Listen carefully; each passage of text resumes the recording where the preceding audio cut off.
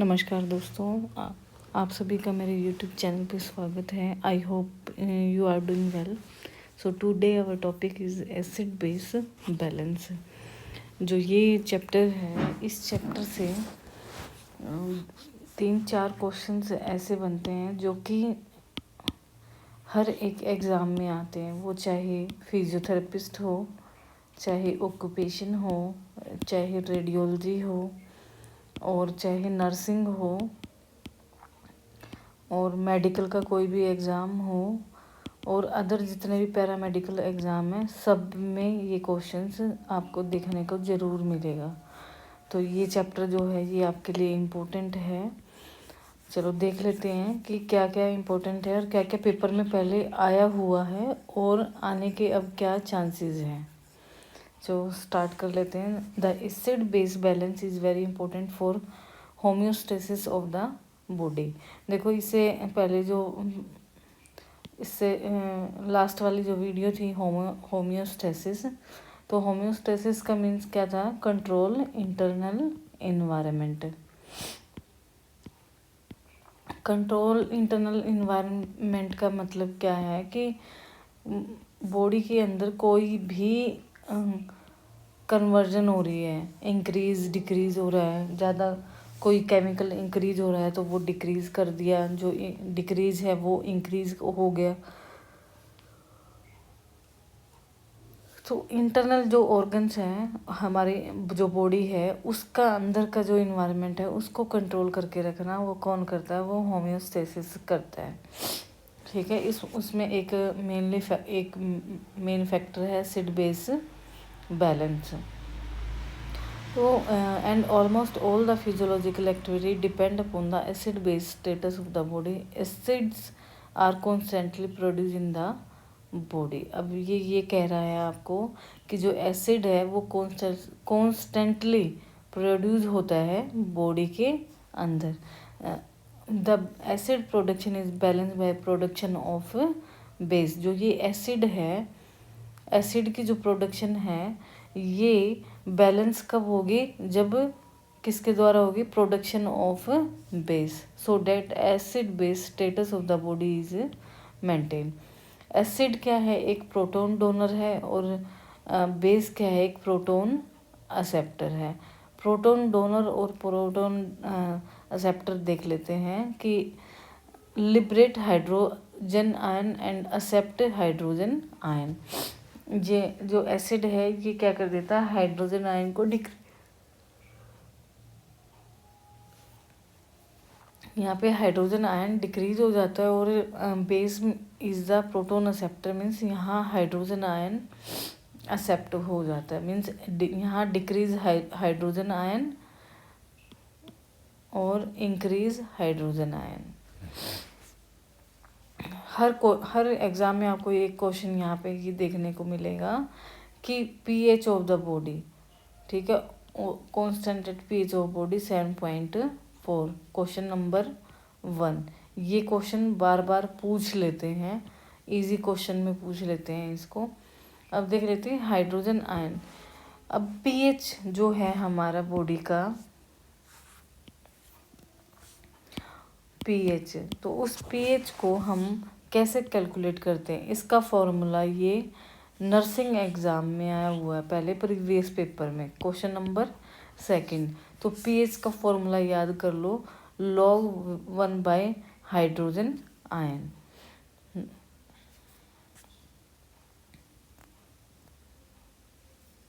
ठीक है। तो ये फार्मूला आपको लर्न करना है। pH equal to log 1 by hydrogen ion is a calculating the pH value. Next हम करते हैं determination of acid base status.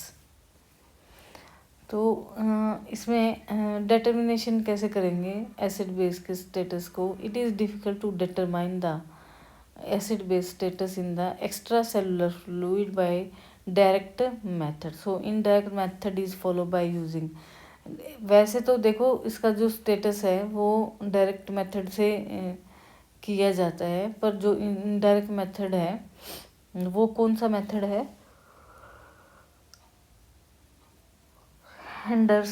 Hassle black equation, Henderson hassle black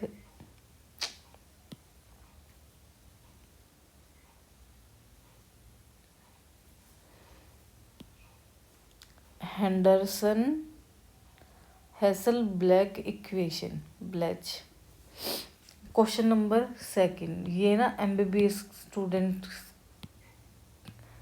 के क्वेश्चन बन सकते हैं, और कोई भी वैसे एग्ज़ाम तो कोई क्वेश्चन तो कोई भी बन सकता है, पर फिर भी एक बार याद रखना है हैंडरसन हैसल ब्लैक इक्वेशन कहाँ है। ये इक्वेशन आ सकती है, determination of acid base balance, pH equal to pK। pK क्या है, constant with pH of 6.1।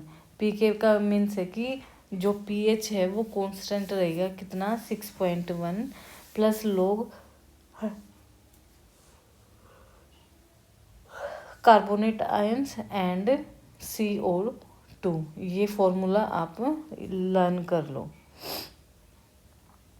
Determination of pH। Question number 3 अब कर लेते हैं, regulation of acid base balance. इसका इतना कोई इम्पोर्टेंट है नहीं है, पर देख लेते हैं कि ये जो रेगुलेशन होती है एसिड बेस बैलेंस की, वो 2 टाइप्स में होती है, वोलेटाइल एसिड में और non volatile acid. Volatile acid are derive from CO2। Large quantity of CO2 is produced during the metabolism of carbohydrate and lipid. This CO2 is not a threat because it is almost totally removed through expired air by lungs. Non-volatile acid are produced during the metabolism of other nutritive substances such as protein. These acids are real threat to the acid-base status of the body. Example: sulfuric acid is produced during the metabolism of sulfur-containing amino acids such as cysteine and methionine. Hydrochloric acid is produced during the metabolism lysine, arginine, histidine. तो ये इतना important आपका part नहीं है।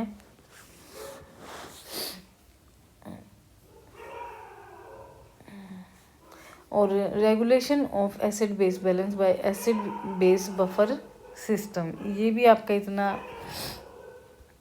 Important नहीं है, तो इसको करने की आपको कोई नीड नहीं है। आगे चलते हैं, तो देखिए रेगुलेशन ऑफ, यहाँ पे ये था रेगुलेशन हम कर रहे थे, regulation of acid base balance. तो देखो सबसे पहले regulation of acid base balance by respiratory mechanism से देखते हैं हम। तो जो लंग्स हैं, lungs play an important role in the maintenance of acid base balance by removing CO2। देखिए जब मेटाबॉलिक एक्टिविटीज़ इंक्रीज होती हैं, when metabolic activity increase, more amount of CO2 is produced in the tissue and concentration of hydrogen ions as seen above. Increase hydrogen ion concentration increase the pulmonary ventilation. जब hydrogen ion increase होगा तब increase हो जाएगा क्या, pulmonary ventilation means hyper ventilation bye acting through the chemo receptors. Due to hyperventilation, the excess of CO2 is removed from the body. अब regulation of acid base balance by renal mechanism.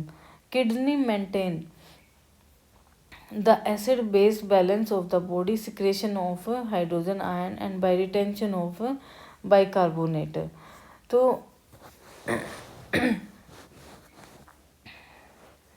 अब कर लेते हैं applied physiology, जो कि most important, जो आपके exam में क्वेश्चन आपको देखने को मिलेगा। Applied physiology, disturbance of acid base status. सबसे पहले एसिडोसिस और सेकंड है अल्कलोसिस। अब देखो एसिडोसिस में तो क्या है, रिडक्शन इन pH। क्या होगा, जब रिड्यूस हो जाएगा हमारा pH तब एसिडोसिस होगा, means increase in hydrogen concentration. And alkalosis में इंक्रीज इन पीएच, जब पीएच इंक्रीज होगा तो जो हाइड्रोजन आयन है वो क्या हो जाएगा, वो हो जाएगा हमारा डिक्रीज। बस इसमें आपको यही करना है और कुछ लर्न करने की ज़रूरत है नहीं इसमें। बस आप अपने कंसेप्ट क्लियर कर लेना कि ये एसिडोसिस क्या होता है। एसिडोसिस में रिडक्शन होती है पीएच की, और अल्कलोसिस में होती है। एक तो सिंपल क्वेश्चन आपका यही बन सकता है, what is acidosis, what is alkalosis. तो what is acidosis, reduction in pH but increase in hydrogen ion.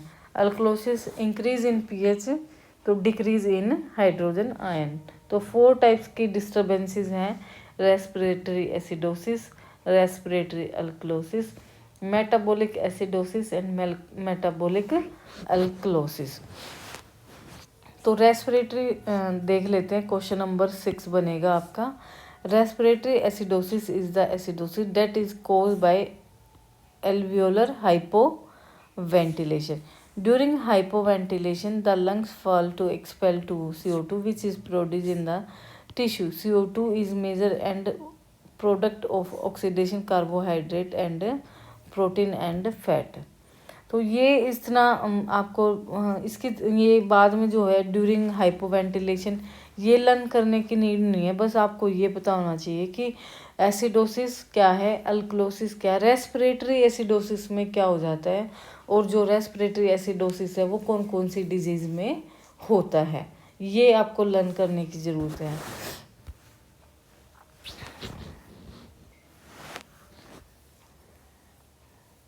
अब कर लेते हैं respiratory alkalosis. Respiratory alkalosis is the alkalosis that is called hyper ventilation. ठीक है, अल्कलोसिस कब होगा, हाइपर वेंटिलेशन में, और रेस्पिरेटरी एसिडोसिस होगा हाइपो वेंटिलेशन में।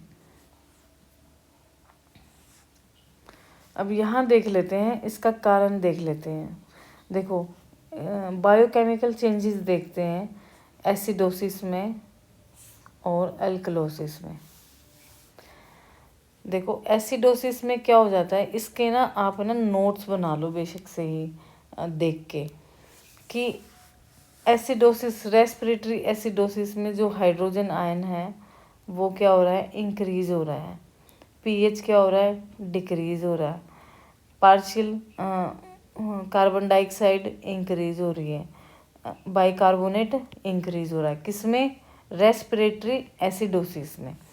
रेस्पिरेटरी अल्कलोसिस में हाइड्रोजन आयन डिक्रीज हो रहा है, पीएच इंक्रीज हो रहा है, फिर कार्बन डाइऑक्साइड डिक्रीज हो रही है और कार्बोनेट डिक्रीज स्लाइटली। अब कर लेते हैं मेटाबॉलिक एसिडोसिस में hydrogen ion increase, pH decrease, CO2 decrease and carbonate decrease. Metabolic में decrease, hydrogen ion decrease, pH increase, partial carbon dioxide increase and bicarbonate increase. ठीक है, तो ये ना आप अलग अलग लिख लो, ऐसे टेबल मत बनाना, आप कंफ्यूज हो जाओगे। तो आपको टेबल कैसे बनानी है, आपको टेबल बनानी है respiratory acidosis and alkalosis. Respiratory acidosis में क्या हो जाएगा, जो hydrogen ion increase, pH decrease, PCO2 increase and carbonate increase. ठीक है, फिर अल्कलोसिस, रेस्पिरेटरी अल्कलोसिस में हाइड्रोजन आयन डिक्रीज हो जाएगा, पीएच है ये इंक्रीज रहेगा, CO2 decrease and decrease slightly. ये दो ज़्यादा इम्पोर्टेंट है, आपको लर्न करना है। ये भी आप देख लेना, ठीक है। देखो लर्न तो आपको करना ही पड़ेगा, पर इसका कंसेप्ट अच्छे से समझ के, क्योंकि इसी पे क्वेश्चन ज़्यादा आते हैं। अब कर लेते हैं कि रेस्पिरेटरी जो एसिडोसिस है और मेटाबॉलिक एसिडोसिस है, ये कौन कौन सी डिजीज में आपको देखने को मिलेंगे? कारण, कोज। तो देखो, हाइपरवेंटिलेशन और हाइपोवेंटिलेशन से कोई ना कोई तो डिजीज होती ही है। तो जब किसी पेशेंट को एयरवे ऑब्स्ट्रक्शन हो जाती है, किसके कारण? ब्रोंकाइटिस, ब्रोंकोस्पाज्म और एम्फाइसीमा। तो ब्रोंकाइटिस, ब्रोंकोस्पाज्म और एम्फाइसीमा, और इससे भी और भी है डिजीज ऐसी, उनको क्या हो जाता है? रेस्पिरेटरी एसिडोसिस हो जाता है। Lung disease like fibrosis and pneumonia. Lungs disease, पहले तो ये क्या है? एयरवे ऑब्स्ट्रक्टिव डिजीज, ये है lung disease like fibrosis and pneumonia etcetera. Respiratory centre depression by anaesthetic, sedative, cerebral tumors, etc. Extra pulmonary thoracic disease like flail, chest, kyphosis and scoliosis. Neural disease like poliomyelitis, paralysis of respiratory muscles. तो cause of acidosis and metabolic acidosis, lactic acidosis as in circulatory shock, ketoacidosis as in diabetes mellitus, uric acidosis as in renal failure, acid poisoning, and renal tubal acidosis due to decreased hydrogen excretion, loss of excess bicarbonate due to diarrhea and pancreatic, intestinal और biliary fistula। तो ये आप simple way से इसको learn करना है, ठीक है। कॉज ऑफ एसिडोसिस की कारण क्या है एसिडोसिस के? तो ये डिजीज़ है bronchitis, bronchospasm, emphysema, fibrosis, pneumonia, anaesthetic, sedative, cerebral tumour, flail, chest, kyphosis, scoliosis, poliomyelitis, paralysis of respiratory muscle. Metabolic acidosis, lactic acidosis, circulatory shock, keto acidosis, diabetes mellitus, renal failure, acid poisoning. तो यही आपके लिए important है इस chapter में सबसे ज़्यादा, और इस पे आपको क्वेश्चन हमेशा देखने को मिलेंगे ही मिलेंगे। नो डाउट कि इस चैप्टर से ये मत समझना कि कुछ आएगा नहीं, इस चैप्टर से आपको एक क्वेश्चन ज़रूर हर एक एग्ज़ाम में देखने को मिलेगा, वो कोई भी एग्ज़ाम हो, किसी का भी एग्ज़ाम हो, मेडिकल का हो या नॉन मेडिकल का हो। अब कर लेते हैं मेटाबॉलिक एसिडोसिस। यहाँ पे हमने मेटाबॉलिक एसिडोसिस वैसे कर लिया है, पर फिर भी कर लेते हैं, देख लेते हैं। Metabolic acidosis is the acid base imbalance characterized by excess accumulation of organic acid in the body. Organic acid such as lactic acid, keto, organic acid और lactic acid, keto acid and uric acid are formed by normal metabolism. The quantity of these acid increase due to abnormality in the metabolism. ये यही बता रहा है कि lactic acid as in circulatory shock,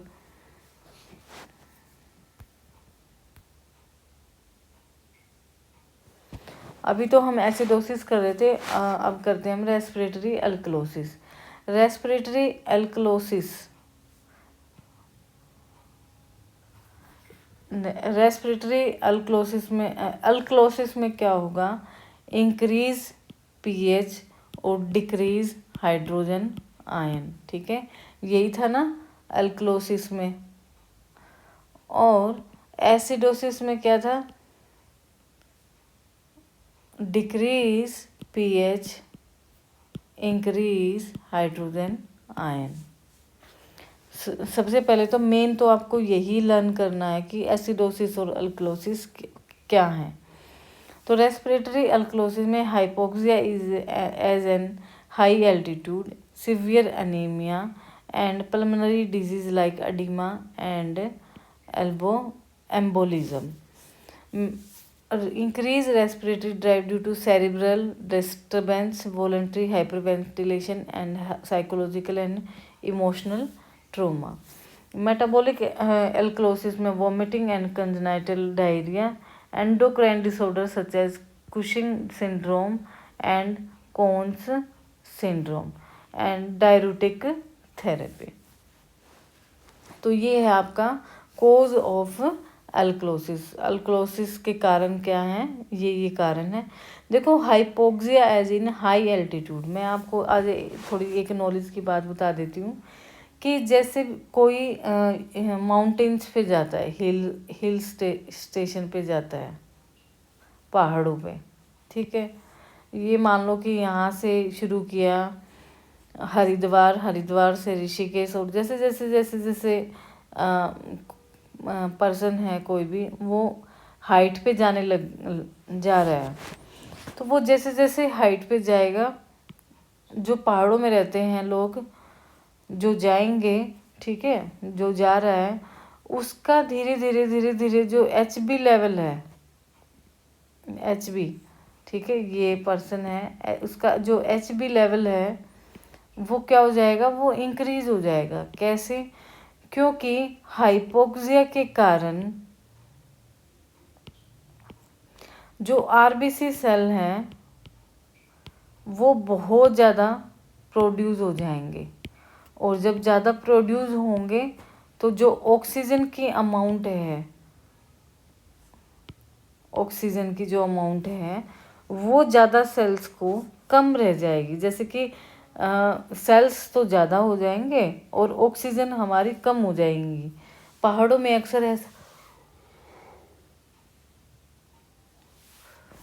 ऐसा आपको देखने को मिलेगा। तभी तुरंत क्या हो जाएगा, उसको पर्सन को हाइपोक्सिया हो जाएगा और एयर प्रेशर की प्रॉब्लम आनी शुरू हो जाएगी।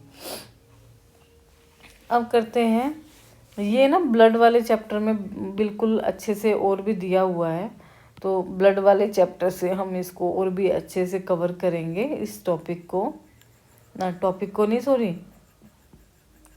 हाइपोक्सिया। करते variation in anion gap. Anion gap आपको लर्न करने की ज़रूरत नहीं है, ठीक है, क्योंकि ये इतना इम्पोर्टेंट है नहीं और आने के कम चांस हैं। तो आप बस इसको, यही आपको क्वेश्चन करने यही आपके आ सकते हैं। सो आज की जो हमारी वीडियो है ये हमारी एसिडोसिस, एसिड बेस बैलेंस पे है, और इसको अच्छे से लर्न करना है और इसको याद भी करना है। और MCQ इससे नेक्स्ट वाली वीडियो में हम जितने भी मैंने वीडियो बनाई हैं 5 चैप्टर की, cell structure and function, cell unit, उसकी इसके अब हम जो प्रीवियस पेपर में क्वेश्चन आए हुए हैं वो, और जो अदर क्वेश्चन आने वाले हैं और इम्पोर्टेंट हैं वो, उसकी वीडियो लाने वाले हैं। नेक्स्ट वीडियो वही रहेगी। तो सो जाते जाते वीडियो को लाइक, सब्सक्राइब एंड शेयर करना मत भूलिए। देखो बच्चे कैंडिडेट देख तो रहे, बेल आइकन करना मत भूलिए, एंड शेयर करना, ज़्यादा से ज़्यादा वीडियो को शेयर करो। देखो लाइक कर दिया करो, मुझे भी थोड़ा सा ये आइडिया हो जाए कि बच्चे मेरी वीडियो को पसंद कर रहे हैं और उनको कुछ समझ आ रहा है, ठीक है। तो मेरा भी तो मोटिवेशन, मुझे भी तो मोटिवेशन मिलना चाहिए। जब मुझे मोटिवेशन मिलेगा तभी मैं अपना आपको और भी ज़्यादा मटेरियल दे पाऊँगी। सो आप सभी का, आप सब अच्छे से अपनी तैयारी करते रहें। मेनली जो डिसिप्लिन है, डिसिप्लिन एग्ज़ाम के लिए ना, एग्ज़ाम चाहे आज हो, चाहे कल हो, या नेक्स्ट ईयर हो, या नेक्स्ट से नेक्स्ट हो, क्योंकि एग्ज़ाम तो आने वाले हैं, क्योंकि काफ़ी सारे एम्स अभी बनने लग रहे हैं, तो कम से कम ज़्यादा से ज़्यादा वैकेंसियाँ आएंगी ही आएंगी। आप ये मत भूलिए कि वैकेंसी नहीं आएंगी, आप बस अपनी तैयारी करते रहें। डेली डिसिप्लिन से आप अपनी जब तैयारी करेंगे तो एकदम आपके पास बर्डन नहीं होगा, और कॉन्फिडेंस क्वेश्चन को अटेम्प्ट करने का आपके पास इतना आ जाएगा कि आप एग्ज़ाम में घबराएंगे नहीं। So thank you so much all of you.